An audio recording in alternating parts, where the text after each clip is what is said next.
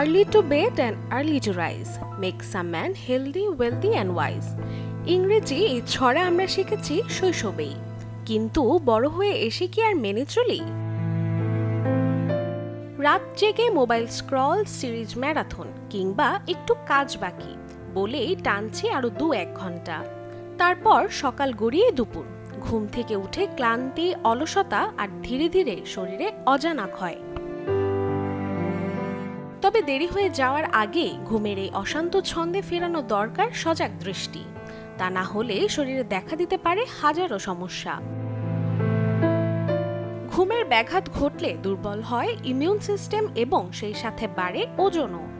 হয় insulin resistant, ফলে মেজাজ হয় খিটখিটে, মনোসংযোগ কমে, এমনকি হার্ট ও ব্রেনের ক্ষতিও হতে পারে নিয়মিত রাত জাগায়।